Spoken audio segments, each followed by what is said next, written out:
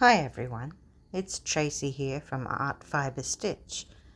I really do love yarn. I have a big collection and I thought I'd show you some things I've done with it. Here is a little blanket and all I did was crochet stripes of it like little scarves. Either scarves, rectangles or squares so that I could join them all up like a patchwork.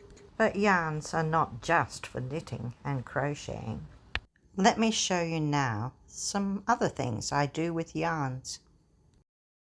In fact, I like to keep little snippets of it, sometimes on cards and sometimes loose. But I do like to keep a box or two of these handy for whatever project I might like to use it in. Look at this one on some burlap or hessian. I not only threaded it through to look like flowers and grass, but I used it to do some buttonhole flowers. And this one, that bobbly yarn and the hairy yarn, they just look like grasses and bushes.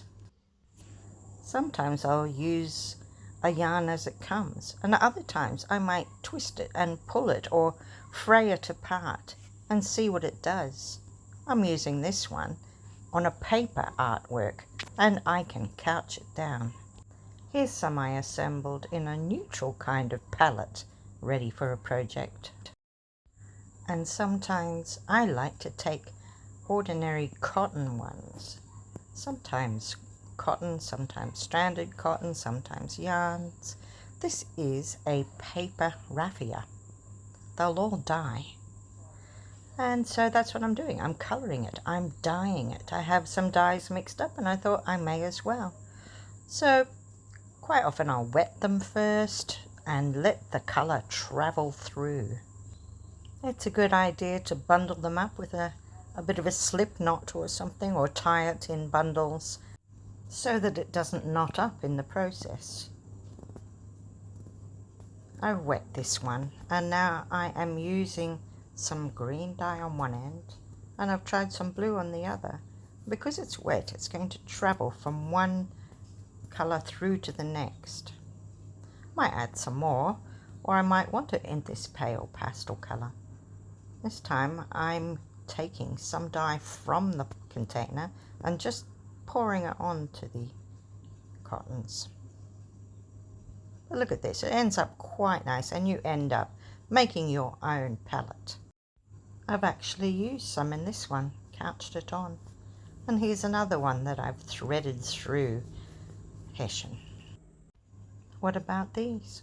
I use these ones to make flowers out of with a flower loom.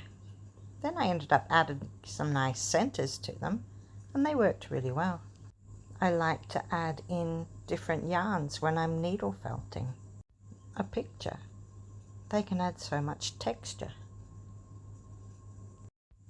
I like to buy yarns at the charity shops because you can get a lot of ones that are no longer in stock. And I love these ones, eyelash ones and feather ones and fluffy ones. They are so good in producing natural organic kind of elements.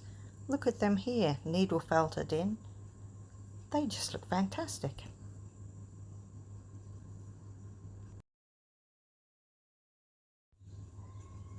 So you can couch it down with ordinary stitches or crosses like I have here. The one on the right has been pulled apart, so it's been unravelled.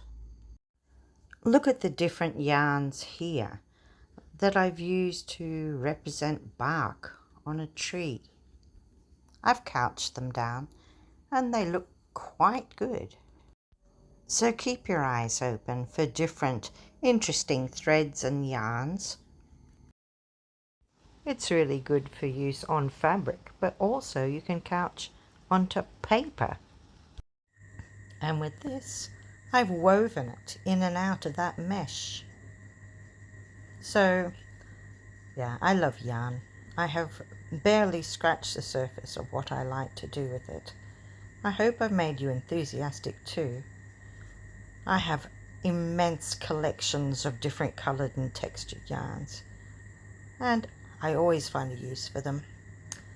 There's plenty of projects here to give you inspiration. They're all on my YouTube channel. So I hope I've given you some inspiration for what you can do with your yarns. It really isn't just knitting. They are beautiful in many, many crafts, and I hope I've given you some ideas. Thank you for watching. I hope you've enjoyed it. If you have, don't forget to press like if you haven't subscribed already, and you'd like to, please do.